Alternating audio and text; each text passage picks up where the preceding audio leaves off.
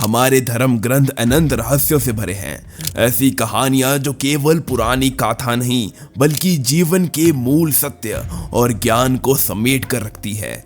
आज हम बात करेंगे एक ऐसे अमर संत की जो अपनी विनम्रता और भक्ति से समय के पार चले गए। एक ऐसा जीव जो युगों युगों तक जीता रहा, जिसने रामायण को 11 बार देखा, महाभारत को 16 बार और फिर भी राम भक्ति में स्थिर रहा। ये कहानी है श्री काकभुशंडी जी की। काकभुशंडी का जिक्र तुलसीदास जी ने रामचरितमानस में किया है। काक का मतलब कौआ, क्योंकि उनका अंतिम रूप एक कौआ का ही था। एक ऐसा कौआ जो आम पक्षी नहीं था बल्कि एक महान ऋषि था। ऋषि लोमाश के श्राप से वो कौआ बने और फिर अपनी पूरी जिंदगी श्री राम के चरणों में अर्पण कर दी। कहते हैं काकभुशंडी ही पहले व्यक्ति थे जिन्होंने रामायण का वर्णन किया। वाल्मीकि से पहले, शिव जी से पहले और तुलसीदास से भी पहले। उनका भक्ति भाव इतना गहरा था कि खुद भगवान शिव ने उन्हें आशीर्वाद दिया समय के बाहर खड़े रहने का। यानी उन्होंने अनेक युगों का, अनेक रामायणों का, अनेक महाभारतों का दर्शन किया। लेकिन काकभुशंडी का सफर सीधा नहीं था। एक समय पर काकभुशंडी जी बहुत बड़े शिव भक्त थे, लेकिन अपने गुरु के समक्ष उन्होंने अहंकार दिखाया। जब उनके गुरु शिवलिंग की पूजा में व्यस्त थे, काकभुशंडी ने उन्हें सम्मान नहीं दिया। ये देखकर भगवान शिव क्रोधित हो गए। काकभुशंडी, तुमने अपने गुरु का अपमान किया, ये अति पाप है। मैं तुझे श्राप देता हूँ, तू 1000 साल तक सर्प बनेगा। ऐसा कठोर श्राप सुनकर काकभुशंडी के गुरु शिव जी से प्रार्थना करते हैं, महादेव कृपा कीजिए, इसके दिल में भक्ति भी है, इसके दोष को कम कीजिए। तब शिव जी ने अपने श्राप को हल्का किया। काकभुशंडी को कहा गया कि उन्हें 1000 जन्मों तक जन्म मरण का दुख नहीं होगा और उनकी स्मृति यानी यादाश्त सदैव अखंड बनी रहेगी। अनंतः उनका अंतिम रूप एक कौवे का था, जिसमें उन्होंने श्री राम की भक्ति को अपना जीवन समर्पित कर दिया था। उस श्राप के बाद काकभुशंडी जी ने हजारों जन्मों तक सफर किया। अंत में एक ब्राह्मण के रूप में फिर से जन्मे, लेकिन फिर से उनसे एक गलती हो गई। ऋषि लोमाश के साथ उनका मतभेद हो गया और ऋषि लोमाश ने गुस्से में आकर फिर से काकभुशंडी को काक बनने का श्राप दे दिया। लेकिन उस समय काकभुशंडी ने यह श्राप स्वीकार किया, क्योंकि वो अब श्री राम की भक्ति में लीन हो गए थे। और तभी उनकी असली परीक्षा शुरू हुई। महादेव स्वयं उन्हें राम मंत्र और ध्यान की विधि सिखाने आए और उन्हें अनंत जीवन, राम भक्ति और समय के बाहर खड़े रहने का वरदान दिया। तब से काकभुशंडी अमर हो गए। युग पर युग बीत गए, लेकिन वो सदा एक साक्षी के रूप में रामायण और महाभारत देखते रहे। काकभुशंडी का सबसे प्रसिद्ध ज्ञान गरुड़ा के साथ आया।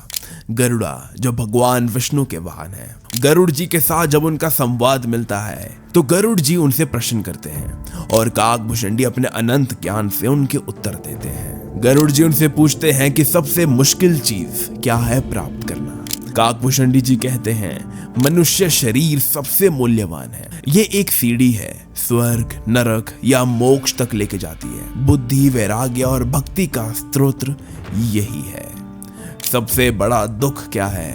दरिद्रता, संपदा की, प्यार की या बुद्धि की। सबसे बड़ा दुख यही है। सबसे बड़ा सुख क्या है? संत और ऋषियों के साथ संगति, उनका साथ, ये है सबसे बड़ा सुख। संतों और दुर्जनों में क्या अंतर है?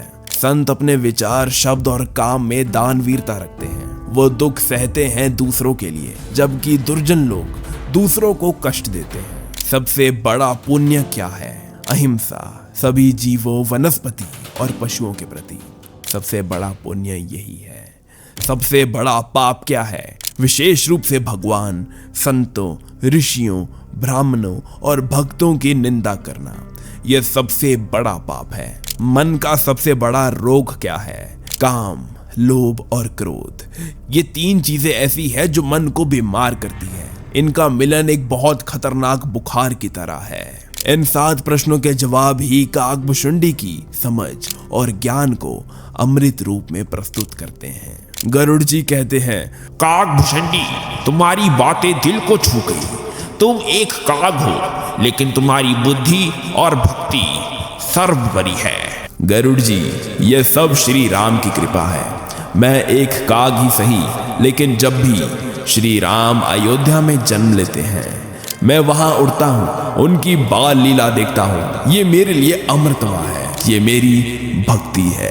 काकभुशुंडी के पास एक अनोखा वरदान था, समय से परे रहने का। इसलिए वो रामायण को 11 बार अलग अलग परिणाम के साथ देख चुके हैं। महाभारत को 16 बार गुजर चुका देख चुके हैं। हर बार अलग अलग योद्धाओं का उदय और पतन। आप कह सकते हो कि काकभुशुंडी सिर्फ एक भक्त नहीं था, बल्कि एक टाइम ट्रैवलर था। उन्होंने मल्टीवर्स के अनंत रूपों का दर्शन किया, वो भी अपनी भक्ति और तपस्या के बल पर। शायद ये कहानी कुछ लोगों को अजीब लगे, लेकिन सोचिए, आज हम मॉडर्न फिजिक्स में टाइम ट्रैवल और मल्टीवर्स के कंसेप्ट्स को एक्सेप्ट करते हैं, लेकिन हमारे अपने ग्रंथों में जब भी वही कंसेप्ट्स मिलते हैं तो हम उन्हें सिर्फ काल्पनिक कह देते हैं। काकभुशुंडी हमें ये सिखाते हैं कि अहंकार छोड़कर भक्ति और ज्ञान के रास्ते पर चलना ही मानव जीवन का असली उद्देश्य है। और शायद इसीलिए उनका जीवन स्वयं रामायण के अंदर कलातीत कहानी बन गया। तो दोस्तों, अगली बार जब आप रामायण या महाभारत के बारे में सोचो तो याद रखना, एक कौवा है जो सब देख चुका है, बार बार युगों युगों तक, और उनका नाम है काकभुशुंडी। अगर आपको ये वीडियो जरा सी भी अच्छी लगी हो या फिर इससे आपको कुछ नॉलेज मिली हो तो इस वीडियो को लाइक शेयर जरूर कीजिए। और अगर आप भी मल्टीवर्स में विश्वास रखते हैं, जैसे इंटरस्टेलर मूवी में था, लेकिन काकभुशुंडी जी तो इसको बहुत पहले से बता चुके हैं, तो कमेंट्स में अपने रिव्यू जरूर दीजिए। मिलते हैं आपसे नेक्स्ट वीडियो में, तब तक के लिए गुड बाय।